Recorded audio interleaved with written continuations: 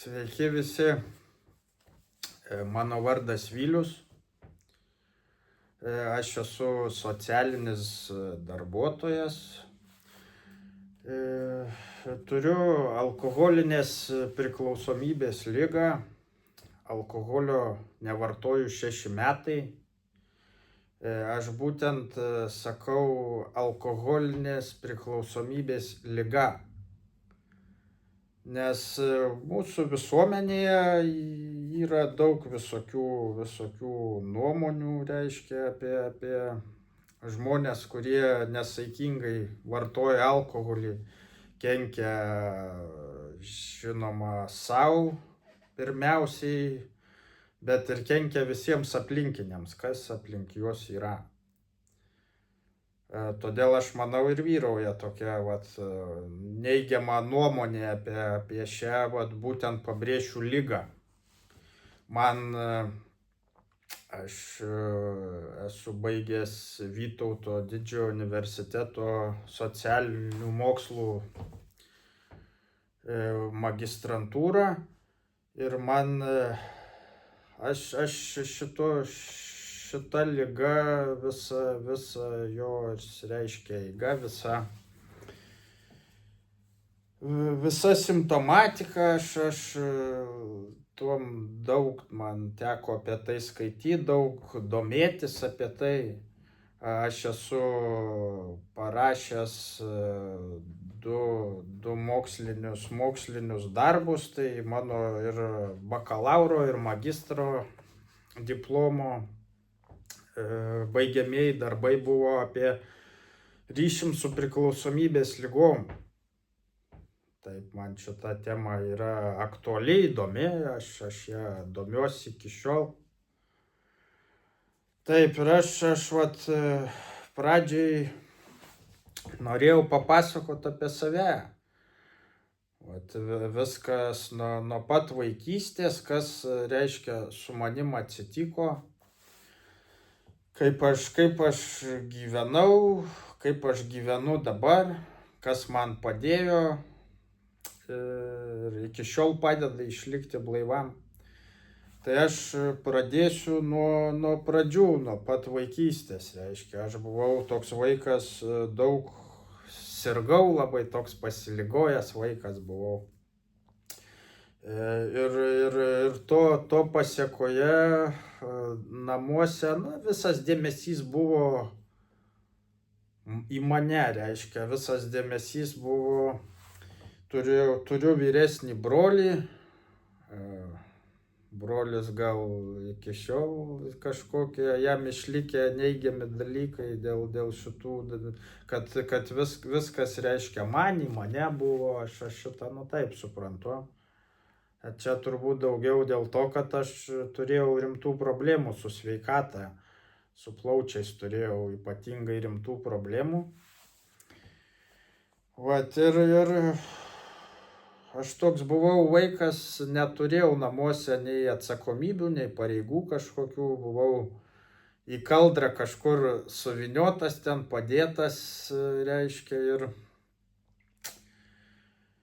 ir tėvai žiūrėjo, kad reiškia ta mano sveikata, tik kažkaip tai rūpintis jo, kad aš pasveikčiau kažkaip, tai visa kita buvo antraeiliai dalykai. Bet tai jau nuo šitos vietos aš pradėjau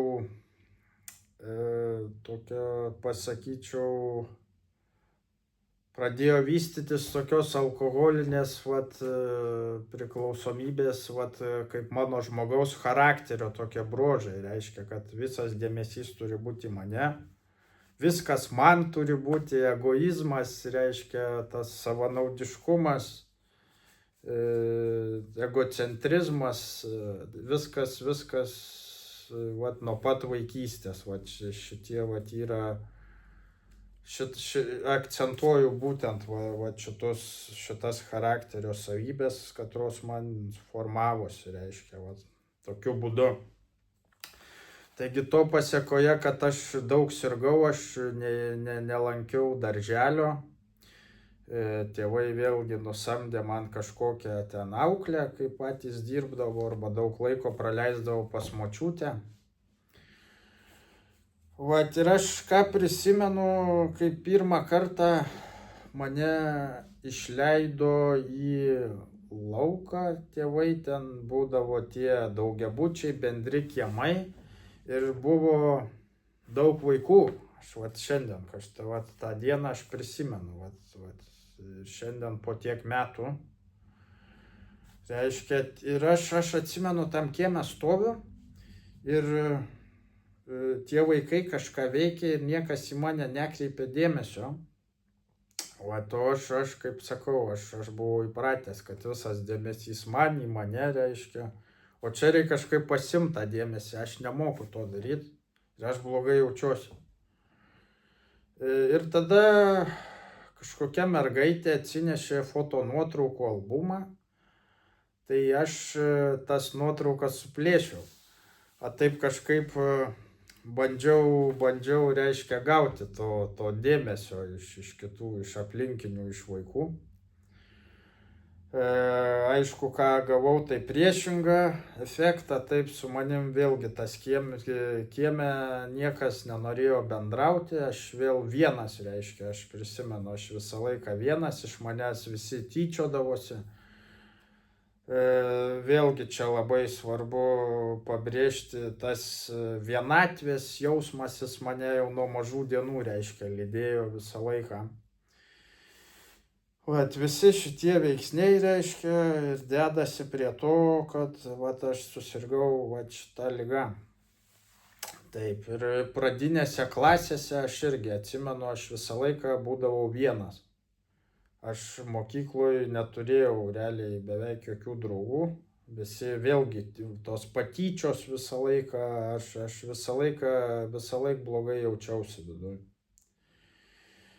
Po pradinių klasių jau kokia 5. klasė ir jau gal turėjau kažkokį vieną kitą draugą ten ir atsimenu, tėvai kažkur išėjo ten į kiną, teatrą, paliko, reiškia, mane ten namie. Aš kažkokiem tikslam buvau pasivogęs iš mamos litrą spirito. Ji dirbo visą gyvenimą poliklinikoje, tai turėjo ten va, tokių dalykų namuose. Ir ką aš padariau tada, atėjo vienas klasiokas pas mane, aš tą litrą spirito, reiškia, įpyliau spirito kažkiek į stiklinę ir atskiedžiau su mineraliniu. Aš padaviau savo draugui gerti, tam klasiokui, jisai šiek tiek paragavo, jis sako, man neskanu, aš daugiau negersiu. Man irgi buvo neskanu, bet aš kažkodėl išgėriau visą tą stiklinę ir pakartojau dar kartą tą patį. Tai va 12 metų, reiškia, buvo pirmas mano toks rimtas prisigėrimas, va, alkoholio, kad aš realiai nieko neprisimenu. Tų pabandymų būdavo ten ir anksčiau, tikrai visokių nemažai, ten ir alus, ir šampanas, atsimenu aš tuos dalykus, bet net atsimenu, net pažindavau, reiškia, eidavom vaikai ten to alaus vat nusipirkti ten. Jo, įdomiai skamba šiais laikais, ne, vaikai eina alaus nusipirkti, bet taip ir buvo, man ten būdavo 11 gal metų. Būdavo tos daugiaaukščių parduotuvės pirmam aukšte, tai parašydavo kažkas iš vaikų kitų raštelį, reiškia, kad tėvui reikia alaus jo ir pardavėjos parduodavo, reiškia, va tokiem vaikam. Aš atsimenu, tas ten būdavo etiketė alaus juoda, reiškia, ir žalia. O pavadinimas tas pats, aš nelabai suprasdavau, kodėl etiketė juoda ir žalia, reiškia, o kad ten laipsnių, reiškia, tų skirtumas alaus yra. Bet jau mes ragaudavom tą alų, jau vaikai, reiškia, kieme ten kažkaip ten to alaus, bet visa tai, reiškia, iš kur tai ateina, aš kaip dabar manau, tai iš kur aš vat sugalvojau, kad reikia spiritą skiest su mineraliniu ir jį gerti, ne, nu tai aš aišku mačiau, kaip suaugę taip daro teisingai. Nu, vaikas tikrai nesugalvotų tokių metų eiti ten kažkokio alaus pirkti, ne? Arba skiesti spiritą su mineraliniu ir stiklinę gert. Nu, aš tą mačiau, reiškia, iš aplinkos. Taip. Tai irgi, vat pasako, reiškia, kaip mes gyvenam ir iš kur vat atsiranda tie tokie vat žmonės, žinai, ir visuomenė juos stigmatizuoja, taip. Vat jie elgesi taip, reiškia, jie mums kenkia, nedirba tenais, mokesčių nemoka, mes juos turim išlaikyti. Bet pažiūrėkim, mėly ponai, o iš kur jie vat visi tokie atsirado, ne? Ir jiegi paėmė pavyzdį tai iš mūsų, taip, iš mūsų pačių. Tai aš manau, kad visuomenė turėtų prisimti dalį atsakomybės už šitus žmonės, taip, o ne juos, reiškia, engti ir stigmatizuoti, taip. Jie, reiškia, kaip yra engiami, stigmatizuojami, jie tada, tokie žmonės, jie vengia apie tai vėlgi kažkur kalbėti, vengia kreiptis pagalbos ir toliau vėlgi kenkia tai pačiai visuomeniai dar daugiau.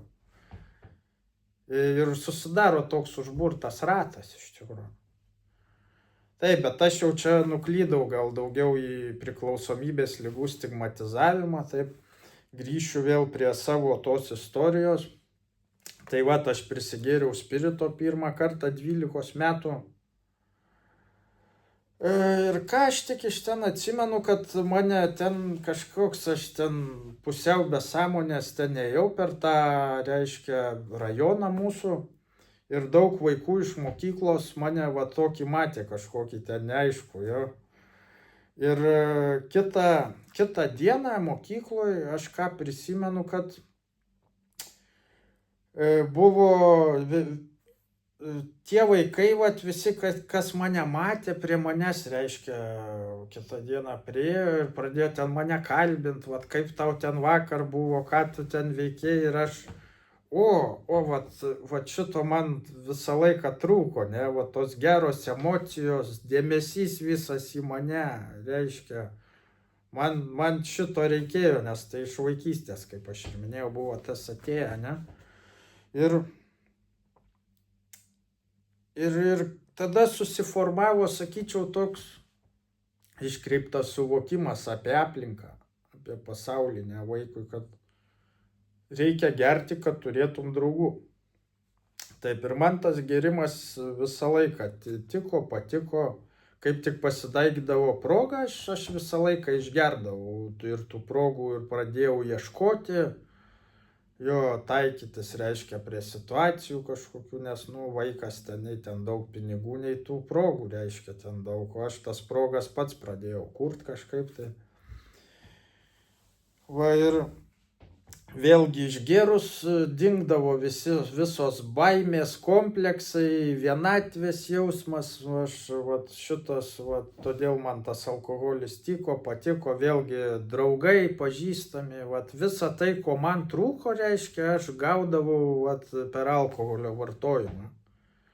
Taip aš tenkindavau savo, išgėręs alkoholio, sakykim, taip aš būdavau savo psichologiniai komforto zonoje, taip, savo komforto zonoje ir, na, sunku to atsisakyti iš tikrųjų, nes iš aplinkos aš to negaunu, man to trūksta, o vat išgėrus savo nieko nereikia daugiau daryti, ne, čia išgėriai ir viskas, ir tu jautiesi, žinai, vat puikiai, ko tau trūko, čia reikia kažką daryti, žinai, jei turi baimių, kompleksų, eiti daryti kažką tai, kad jie išnyktų, o čia nieko, čia vat nusipirkai, atsisukai, išgėriai ir dingo. Baimės, kompleksai, visi, nu, tik teigiami jausmai lieka, tai vat todėl man patiko tas alkoholis, reiškia, ir Toliau profesinė mokykla. Išėjau mokintis į profesinę mokyklą. Ten jau prasidėjo, buvo gal kokie 2000 metai, man tada 15-16 metų gal buvo. Buvo narkotikai tada ant bangos, visokie miltukai, tabletės, ten teko profesiniai mokykloje išbandyti visus šitus dalykus. Jo, bet man vis tiek labiausiai alkoholis patiko. Ten tos pamokos nelabai mums rūpėjo. Ten, reiškia, susiradau aš tada moterį kaime. Ji gyveno kaime, tai vat aš visus savaitgalius leisdavau kaime. O šiokiadienį būdavau mieste, bet tai būdavo skiriamas laikas daugiau pinigų paieškoms, kad turėčiau už ką savaitgalį nuvažiuoti į tą kaimą, išgerti už ką turėčiau. Tai va, tas paskaitas ten profesiniai nueidavom, į savaitę kartą arba maksimum 2 kartus ten ir tai visom paskaitom vienas sąsiuvinys nebūdavo. Tai mokslai tikrai nerūpėjo man, rūpėjo visiškai kiti dalykai, tai pinigai, moterys, va, ir aš galvojau, jau toks esu rimtas suaugęs vyras. Turiu moterį kaime, galiu ten savo leisti išgerti stipraus kažkokio gėrimo su rimtais vyrais. Jo, vat ką aš prisimenu, man ten kokie 16 metų. Aš sėdžiu tam kaime su tais kaimo senbuviais kažkokioj troboj ir mes geriam pilstuką ir užsigeriam stiprių alum. Va, ir aš, koks aš, va, reiškia rimta, aš taip vyriškumą supratau. Ir paskui tie senbuviai neždavo mane ten per tą kaimą, bet tos be sąmonės. Va, taip aš patiko, man tas gyvenimas toks patiko, reiškia, ten nuvažiuoji į tą kaimą, tai kiekvienoj troboj gali nuėjęs išgerti. Tai man labiausiai šitas jo priimtina buvo. 18, gal 19 metų išėjau aš gyventi atskirai nuo tėvų, įsidarbinau tada statybose, nors profesinė ir mokinausi su kompiuteriais, įstojau dar vėliau mokintis į Kauno kolegiją ir dar baigiau aš ją kažkaip ten toks pusiau girtas, tuos egzaminus ten kažkaip kokiu būdu išlaikiau, ten tą baigiamąjį darbą, tai parašiau tokį, kad ten per katedrinį gynimą, tai man liepė visą tą darbą perdaryti iš naujo. Toks, žinai, pusiau girtas, pusiau blaivas, gero darbo neparašysi, Tai aišku, vėl padėjo, ten man tėvas padėjo, mama padėjo, ten už mane tą darbą vėl kažkas ten parašė, reiškia, perrašė ir taip aš ten pabaigiau tą kolegiją. Va, kažkokius mokslus, reiškia, pasibaigiau, bet aš vis dirbau statybose, nes statybos, jo, ten buvo kažkur 50 žmonių, didelė brigada, didelis kolektyvas. Ir iš tų 50 žmonių negerdavo gal kokie 2 ar 3, nes jiem ten gal su sveikata kažkas blogai. O taip, tai man ten vėlgi aš kaip žuvis vandenyne, ten visą laiką vardadieniai, gimtadieniai, algadieniai ir visokie, net ir darbo metu, reiškia, galima per parūkimą nueiti ir alaus atsigerti, man pasaka ten buvo, man tas darbas pats nei jis man patiko, nei tiko, jei kas liečia patį darbą. Aš gerai nieko taip tinkamai ir neišmokau statybose daryti nuo pradžių iki galo. Supratimas yra kažkoks, bet ką reikia, aš namie pasidarau, stengiuosi pasidaryti pats, bet ką darau, viskas kreivai man gaunasi visą laiką. Bet tai va, tas darbas kaip ir nelabai, bet pati aplinka tai man labai tiko. Va, ir kas reiškia, kada aš pirmą kartą susimašiau, kad, nu, kažkaip čia negerai, su manim negeri dalykai vyksta, nes iš tokio darbo, vat, kur visi, reiškia, girtauja, tas alkoholis toks kaip ir toleruojamas dalykas, mane vis tiek atleido už girtavimą. Ir aš tada pirmą kartą gyvenime susimašiau, kad kažkaip aš netaip geriu. Man tas alkoholis labai daug problemų kelia. Aš reiškia, prageriu, pametu pinigus, su manim nieks jokių reikalų nenori turėti. Visos moterys nuo manęs pabėga, pradedu gert vienam miesto gale, atsikeliu visai net neaišku, kur einu kažkur naktį su vienu batu žiemą, nežinau kokiam rajone yra, nu visokie tokie dalykai su manim vyko ir man tas alkoholio daromas poveikis jis patiko, bet man jau nepatiko pasiekmes, kas toliau su manim vyksta. Ir tada pirmą kartą 20 turbūt kokių 3 metų, gal 4-20, aš pirmą kartą važiavau užsikoduoti nuo alkoholio, reiškia, į Klaipėdą atvažiavo iš Rusijos kažkoks ten hipnotizuotojas, ir jis ten mane kažkaip ten užhipnotizavo, kaip jis ten jo padarė, ten jis atsimenu, aš kažką ten su tom rankomis būrė, ten man kažką, tai ten rusiškai skoka хочешь не пить, sakau, 1 год, sako, будешь ten не пить 1 год, kažko papurškė ten dar, nu, viskas kaip ir problema turėjo būti tom įspręsta, ne? Nu tai ir padėjo kažkur 3-4 mėnesius, aš alkoholio negėriau. Bet tada kas nutiko, kad aš šiokiadienį kažką dirbdavau, o ateidavo savaitgalis ir aš nebežinau, ką man veikti. Aš grįžtu namo, atsigulu į lovą, guliu visą savaitgalį prie teliko. Nu, pavalgyti, nueinu į tualetą ir vėl guliu, nes aš neįsivaizduoju, ką galima veikti, jeigu negalima alkoholio gerti. Tai nėra ką veikti. Tada prisiminiau narkotikus iš profesinės mokyklos laikų.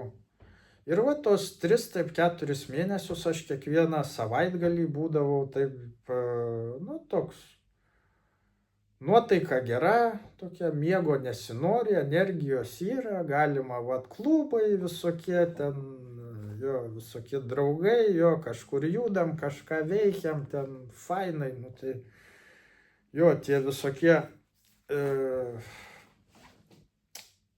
man patikdavo tie miltukai, tabletės tokios, visi tie, kur kelia nuotaiką, energijos suteikia, kelia nuotaiką, šitie dalykai, man tiko irgi. Tai šiokiadienį susilaikydavau aš nuo narkotikų, o savaitgalį vėl jau tie ketvirtadienis, neturiu pinigų, tai jau organizuoju, iš kur jų gaut, ką nors pasiskolint, pavogt, apgaut ar parduot, ką nors, kad tik savaitgalis būtų taip turiningai praleistas. Po tų kelių mėnesių aš sugalvojau, nes, nuo tų narkotikų irgi bloga paskui, tai sugalvojau kažkiek išgerti ir vėl viskas tada išgėriau ir viskas tada susimaišė į krūvą. Aš gerdavau alkoholį, man alkoholio būdavo bloga, tada pavartodavau kokiu nors narkotikų, kad atsigaut, tada vartodavau narkotikus, nuo narkotikų bloga, tada tabletės kažkokios raminančios, tada vėl alkoholis, vėl narkotikai, vėl tabletės ir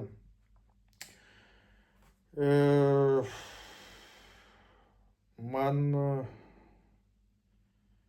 tada buvo tokia, atsimenu tą būseną tokią, reiškia, nuo visų tų chemikalų, tų medžiagų skirtingų, to maišymo, man buvo tokia visiška depresija. Aš atsikeliu iš ryto, aš jau nieko lyg nevartoju, tos abstinencijos jau lyg ir nebėra, bet man viskas pilka, neįdomu, aš nieko nenoriu visiškai nieko daryti ir ta būsena nepraeina. Kažko pavartoju, ar išgeriu, ar pavartoju, ar parūkau, tuo metu gerai. Poveikis įsigaroja vėl tas pats. Jo, tada dar buvo tie, reiškia, tie pakilimo ekonomikos tas laikotarpis, vat aš tada gavau labai gerą darbą, nu tokiam žmogui sergančiam tokia liga, tai čia svajonių darbas buvo, kad galėdavau dirbti, galėdavau nedirbti. Vat, jeigu nedirbu, tai už mane tą darbą kažkas kitas padaro. Jeigu dirbu, tai pinigų tai tikrai būdavo daug tuo metu. Tuo metu tikrai uždirbdavau daug pinigų. Bet man pinigai nepadėjo, aš tada dar labiau įnikau tada į brangius narkotikus. Alkoholis kiekvieną vakarą, reiškia, būdavo, nu, tikrai pasidarė dar blogiau. Ir prasidėjo ten ta ekonominė krizė, ten 2008 metai greičiausiai. Aš tada gėriau, vartojau, kiek tų pinigų buvau susitaupęs, nes nu jau tas darbas baigėsi tada, vat, kodėl aš miniu vat, tą krizės laikotarpį, tie geri uždarbiai pasibaigė. Va, ir aš turėjau dar santaupų, nemažai susitaupęs kažkokio ten to nekilnojamo dar turto nusipirkęs, tai gėriau, vartojau, kol viską pravartojau, pragėriau, kol nebeliko nieko. Va, toks visiškas tada nuopolis buvo mano. Va, ir tada aš atsimenu pirmą kartą 20 vat, kažkelių metų atėjau pirmą kartą į priklausomybės ten tą ligų centrą. Ten sėdėjo socialinė darbuotoja. Ir jie, na, kaip aišku, paklausinėjo kažko, tai aš ten pasakoju maždaug, kad, nu, biškį išgeriu, biškį pavartoju, biškį tą, biškį aną. Jis sako, girdi, jeigu būtų biškį, ne, tai tu turbūt čia nesėdėtum teisingai. Taip, aš su tuo sutikau ir papasakau tada tikrai, kaip viskas yra. Ji man tada pasiūlė eiti į, ten yra tokia jų programa, ji tęsiasi, ten, ką aš išgirdau, ten, na, programa tokiems sergantiems žmonėms, tokia liga, kaip vat, aš sergu, ir jie supažindina žmogų, kaip, reiškia, jam reikės vat, gyventi, tvarkytis su šita liga, kad jis galėtų vėl gyventi pilnavertį gyvenimą. Aš ką iš to viso išgirdau, kad ten reikės būti mėnesį laiko ir niekur aš negalėsiu iš ten išeiti. Aš sakau, jūs baikit bajerius, taigi, vat vėlgi čia aš gyvenau savo, kaip ir dauguma sergančių šitą ligą žmonių, gyvenau savo iliuzijose, fantazijose. Aš kaip ir socialiniai tai darbuotojai pasakiau, nu aš negaliu, aš turiu labai daug reikalų, visą mėnesį būt, nu niekaip aš čia, nu sustosgi visi reikalai. Vat, o reikalai tai tokie mano buvo maždaug, iš kur čia ant bonkos pinigų gauti. Jeigu turiu ant bonkos pinigų, tai šiandien jau reikalai kaip ir baigėsi. Aš ten karts nuo karto dirbdavau paprastu taksistu. Ir ten irgi toks pirkt, parduot kažką, tai kažkam ko reikia, jo visko žinau, iš kur gauti, jo. Jeigu nežinau, tai žinosiu po 2 dienų maždaug. Ir aš galvojau, kad aš visiems esu svarbus, esu reikalingas. Vat, o aš ten toks tas reikalingas, kad jei užgerdavau 2-3 savaitės, tai nieks net nepaskambino, nepasiteiraudavo, kur aš esu, kur aš randuosi. Tai vat, bet aš vat apie save taip galvojau, gyvenau, vat, kaip sakau, savo iliuzijų, fantazijų pasaulyje. Ir man tada pasiūlė nueiti į savipagalbos grupę. Aš galvoju, aš ten galiu nueiti, ten vakare reikėjo nueiti. Pirmas įspūdis buvo tai nekoks tikrai. Susirinkę kažkokios bažnyčios rūsy, kažkokias žvakes dega, pinigus renka, maldas kalba. Aš tada pagalvojau, kad aš kažkokiai sektoj randuosi. Tokie sektos požymiai kažkokie, man atrodo. Bet ta mano savijauta tuo metu buvo tokia baisoka iš tikrųjų, ta depresija tokia, ir aš galvoju, ką jie gali man dar blogiau padaryti. Man jau ir taip blogai, tai nieko man blogiau nepadarys, galvoju, galiu aš čia pabūt. Ir kaip jie pradėjo kalbėti, aš supratau, kad turbūt atėjau gal ten, kur reikia.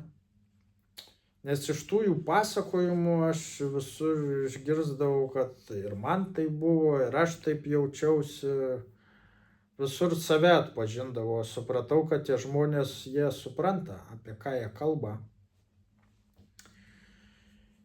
Jo, ir ką aš darydavau ten, karts nuo karto nueidavau į tą grupę savipagalbos. Bet tik tiek, kad nueidavau, kažką papliurpdavau ir išeidavau, reiškia. O ta visa programa tokiem žmonėms, kaip man su šita liga, tai siūlo, reiškia, tai yra šita programa, jau kalbėsiu apie 12 žingsnių programą, ji yra apie asmenybės keitimąsi. O aš pats keistis aš nenorėjau. Aš ateidavau į susirinkimą, kažką papliurpdavau, uždarydavau duris ir gyvendavau tą patį lygiai gyvenimą. Aš apie save geros nuomonės tokios buvau, aš galvojau, kad su manim viskas tvarkoj, man tik reikia kažkaip nustot gerti. O kaip tą padaryti? Kad maišo visi tie mano visokie būdo trūkumai, mano šitas gyvenimo būdas, taip kaip aš elgiuosi, reiškia, kad tai yra pagrindinė problema, o ne gėrimas yra problema. Gėrimas pats kaip toks, aš dabar suprantu, yra tik tai pasiekmė viso to, ką aš darau. Reikia tvarkyti priežastis, taip sakyčiau, kad tų pasiekmių nebūtų. Tai tos priežastys, reiškia, jos pas mane galvoj visos, o aš kaip sakau, aš labai geros nuomonės apie save buvau, kad, kažkaip reikia stebuklingų būdų nustot gert. Ir taip praėjo dar gal 12 metų.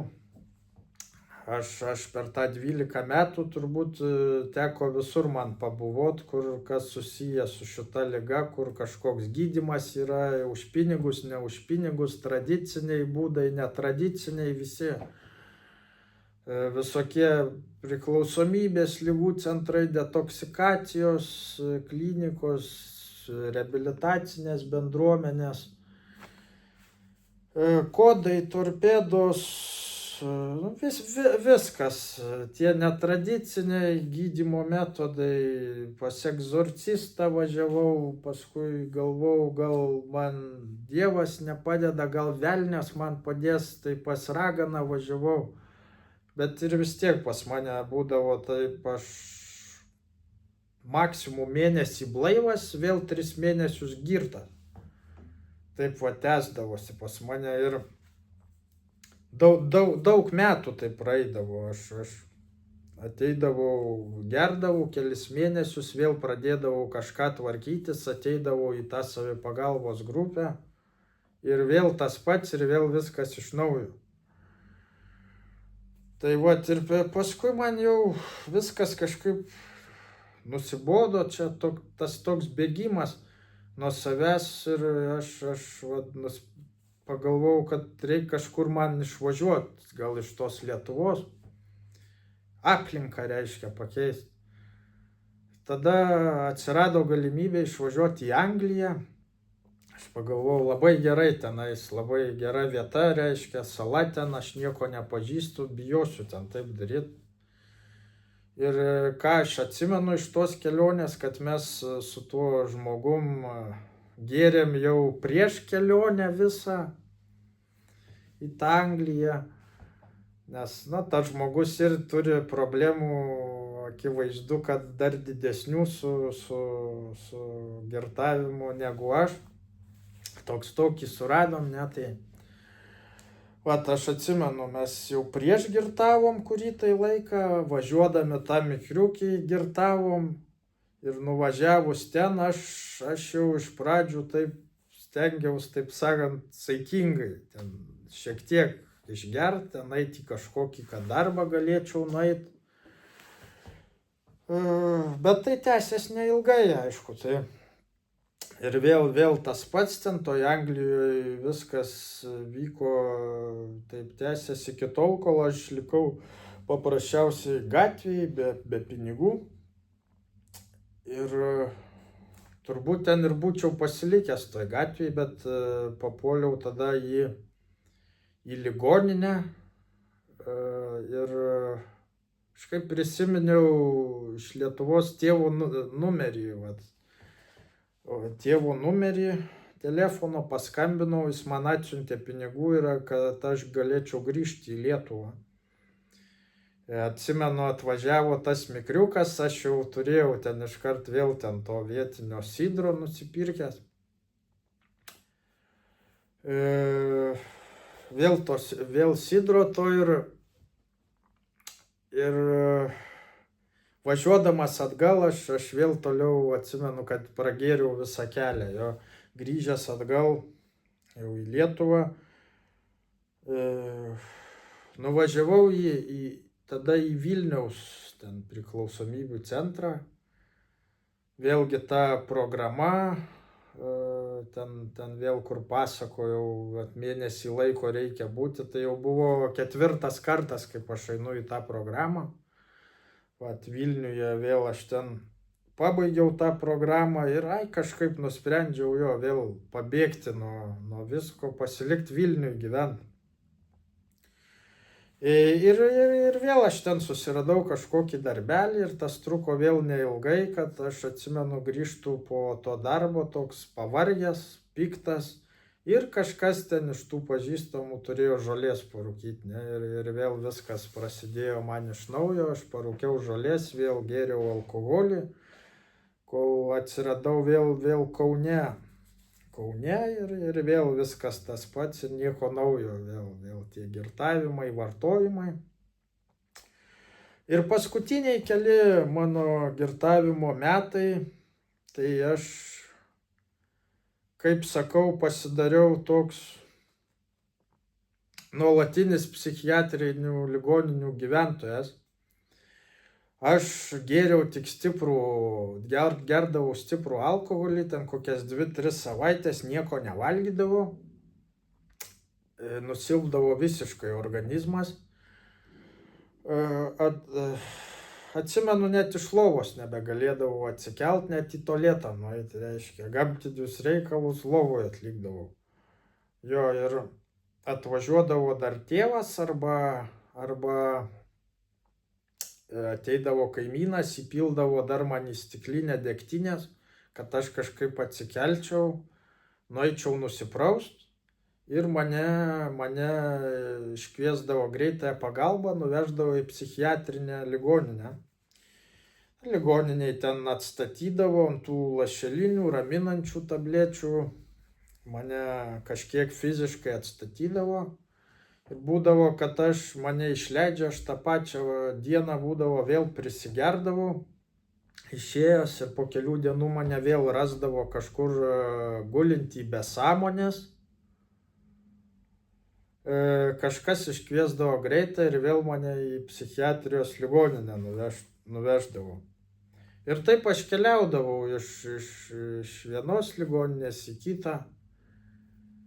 Taip ir viskas tęsiasi iki tol, kol paskutinį jau tą tokį kartą atsimenu, vėl grįžau iš psichiatrijos ligoninės, buvo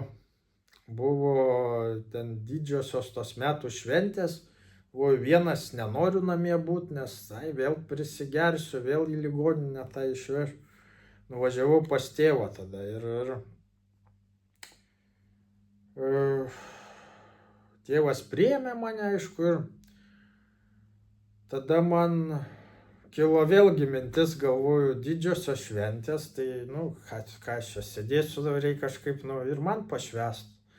Tai kaip tėvas nematydavo, aš ten prisipirkdavau tos degtinės buteliukų po 200 gramų, ten pas tėvą sėdžiu, tai sakau, einu parūkyti į katilinę, einu tą buteliuką, ten bul išgeriu, ne, ir sėdžiu taip, užkandu kažką, toks kaip teletabis, per dieną tos 3, kokius 4, taip lengvai tos degtinės po 200 išgerdavau. Ir taip prabėgo dar kokią savaitę. Po savaitės, aš atsimenu, atsikėliau, ryte tokia savijauta nekokia mano. Ateinu į virtuvę ir žiūriu, tie visi buteliukai tušti sustatyti ant stalo, tėvas kažką ten veikia. Ir tada tėvas sako, tu klausyk, esi suaugęs vyras, tada man buvo 35 gal metai. Sako, aš ką galėjau, padariau daugiau, aš negaliu tau nieko padėti, maždaug eik tu ir tvarkykis pats daugiau. Paprastai kalbantis pasakė, kad tu dabar būsi pats atsakingas už savo gyvenimą. Kaip 35 metų dėdų jau turėtų senai būti aišku, kad taip yra, bet man buvo tai jo naujiena kažkoje. Ir aš išsigandau tikrai, kadangi tai buvo dar vienintelis žmogus, kuris mane palaikė, tai buvo mano tėvas. Aš supratau, kad jis man daugiau nieko nepadės. Jis ir anksčiau taip sakydavo, kad nieko tau nepadėsiu, bet aš taip viduj supratau, kad dabar tikrai tai bus. Ir mane apėmė tokia baimės jausmas toks. Aš galvoju, o tai kur aš dabar eisiu? Aš neturiu nei pinigų, nei draugų kažkokių, tie namai, kur aš gyvenu, vėlgi ten tėvas man jos davė iš gailesčio, nes neturiu kur gyventi. Ir aš supratau, kad aš nieko nebegaliu daugiau. Aš toks stoviu, kaip stoviu, galiu ką aš dar galiu daryti, galiu eiti nebent depozito kokio prisirinkti, kad to nusipirkti pigiausio vyno. Ir viskas, ir nieko nebus daugiau. Ir aš įsigandau, aš taip gyventi nenorėjau. Tai dar viena vieta, kur aš galėjau nueiti, buvo savipagalbos tos grupės. Ten su manim kažkas dar kalbėjo, mane dar dėmesį ten kreipė daugiau, aš neturėjau net su kuo apie tai kalbėti. Ir aš nuėjau ten ir tada aš labai rimtai pažiūrėjau į tą visą 12 žingsnių programą, laikiausi visų jų rekomendacijų, tai preciziškai, sakyčiau, 99%. Ir taip prabėgo dar gal 1,5 metų, reiškia, aš eidavau į tą savipagalbos grupę, turėjau kažkokį darbelį, ten tėvas iš namų neišmetė, nes matė, kad gal kažką aš stengiuosi daryti. Taip, ir aš negėriau, 1,5 metų prabėgo taip, ir tada prisimenu, pirmą kartą išvažiavau atostogų į užsienį ir atsimenu palmės, jūra, geras oras, ten viešbutis geras, maistas geras, ir aš galvoju, koks aš kvailys esu, ne? Nes žmonės, reiškia, atostogauja Štai taip, vat, o aš visas savo atostogas leisdavau psichiatrinėse ligoninėse. Vat ir viskas pradėjo į gerą pusę eiti iš tikrųjų. Ir įstojau vėlgi mokintis į bakalaurą, baigiau socialinio darbo vadybą Kaune. Atėjau dirbti socialiniu darbuotoju. Mano vėl tikslinė grupė yra tokie patys žmonės, sergantys priklausomybės ligom. Aš dirbu ir iki šiol šitą darbą. Man jis yra įdomus. Įstojau mokintis vėlgi į universitetą, apsigyniau socialinių mokslų magistro diplomą. Tai man studijos irgi tikrai įdomios buvo. Įkūriau viešąją įstaigą pavadinimu Tikime galime. Iki šiol dirbu. Čia vėl stengiamės padėti tokiems žmonėms. Tai vat ir mūsų šita vat įstaiga, kuom užsiimu aš, kuo mes užsiimam, tai aš kaip praleidau daug laiko tokiose vat įstaigose, kur žmonės, aš pastebėjau, kad kartais jie net neturi kur grįžti iš psichiatrinės ligoninės, daleiskim. Jie neturi kur eit, ką daryti, tai tokie paprasti dalykai, miegot, valgyti, dirbti kažką tai. Tai vat visus šitus dalykus duodame mes. Nes aš suprantu, kad jeigu žmogus neturi ką valgyti, kur miegot, kuo užsiimti, neturi sveikatos draudimo, tokių elementarių dalykų, jam sveikimo programa, tas sveikimas tikrai nebus prioritetas. Tai vat visus šitus dalykus mūsų įstaiga duoda tokiems žmonėms. Kur valgyti, miegot, ką dirbti, sveikatos vat draudimas, visi šitie dalykai yra dienotvarkė, žmonės lanko savipagalbos grupės, yra specialistų užsiėmimai. Yra, reiškia, darbas su užsiėmimais, tai socialinis darbuotojas, aš priklausomybės ligų konsultantas, teologo užsiėmimai, brolis vienuolis, taip pat turi teologijos magistro išsilavinimą, veda paskaitas. Vat ir taip bandom padėti vat šitiem žmonėm, kadangi esam miesto teritorijoje. Tai vyksta tokia kaip ir reabilitacija ir integracija vienu metu. Po pusės metų žmogus turi teisę eiti mokintis arba dirbti, vėlgi lanko savipagalbos grupės. Ir jis gali pas mus dar gyventi tol, kol susitaupo pinigų savarankiškam gyvenimui, vadinkim taip. Tada palieka mūsų įstaigą. Tai vat mūsų toks yra mano įstaigos mūsų tikslas, kad žmogus visiškai taptų nepriklausomas, susitvarkęs.